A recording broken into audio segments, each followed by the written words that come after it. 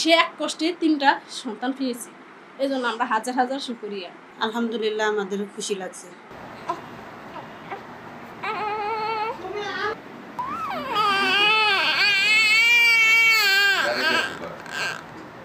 বরিশালে একসঙ্গে 3 সন্তানের জন্ম দিলেন এক গৃহবধূ।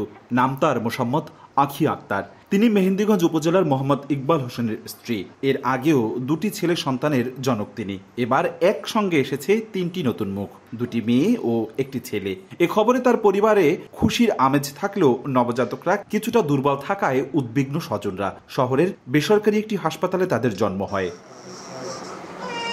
হাসপাতাল সূত্রে জানা যায়, মেহেন্দিগঞ্জ উপজেলার এক গৃহবধূ প্রসূতি ব্যথা নিয়ে সোমবার রাহাত আনোয়ার হাসপাতালে ভর্তি হয় গাইনি বিশেষজ্ঞ ডাক্তার তাহুরা আক্তারের তত্ত্বাবধানে। পরে আল্ট্রাসোনোগ্রাফি করার মাধ্যমে গর্ভে 3টি সন্তান রয়েছে এবং তার শারীরিক অবস্থা সংকটাপন্ন দেখা যায়। দুপুরে পরিবারের সম্মতিতে রোগী আখি আক্তারের সিজার অপারেশন করেন ডাক্তার তাহুরা আক্তার। এ সময় 3 সন্তান প্রসব করেন আখি। তাদের 2 মেয়ে ও 1 ছেলে হয়েছে। বর্তমানে মা, ছেলে, মেয়ে 4 জনই সুস্থ রয়েছেন। 2টা মেয়ে, একটা ছেলে হয়েছে। আমি এত খুশি আছি। আলহামদুলিল্লাহ, আল্লাহ পাকে কারো ভাগ্যে দেয় এমন একটা মা বাচ্চা জন্ম না নিতে হলে 3বার কষ্ট করতে হয়, 3টা বাচ্চা নিতে হলে।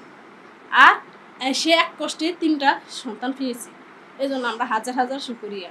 চিকিৎসকরা জানিয়েছেন, মা ও শিশুরা শারীরিকভাবে স্থিতিশীল থাকলেও সতর্ক পর্যবেক্ষণে রাখা হয়েছে। একসঙ্গে 3টি সন্তান জন্ম দেয়া খুবই দুর্লভ। মা একটু দুর্বল, তবে ভালো আছেন।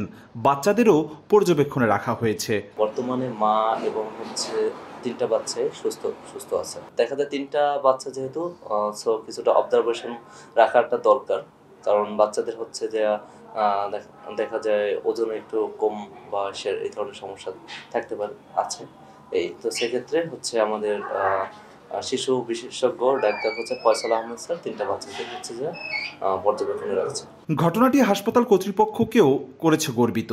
তারা জানিয়েছেন, এই বিশেষ ঘটনার জন্য মায়ের চিকিৎসা ও নবজাতকদের জন্য বিশেষ ব্যবস্থা নেওয়া হবে, পাশাপাশি বিশেষ ছাড় দেওয়া হবে। যেহেতু 3টে বাচ্চা একসাথে হয়েছে, তার জন্য রাহাত হাসপাতাল কর্তৃপক্ষের পক্ষ থেকে বিশেষভাবে ছাড় প্রদান করা হবে। আমাদের এখন ভালো লাগতেছে যে 3টে বাচ্চা আমাদের রাহাত হাসপাতাল হয়েছে এবং বাচ্চা আলহামদুলিল্লাহ ভালো আছে দেখে আমাদের খুব ভালো লাগছে। নবজাতকদের এখনো নাম রাখা হয়নি। সবার কাছে দোয়া কামনা করা হয়েছে তারা যেন সুস্থ সুন্দর থাকেন।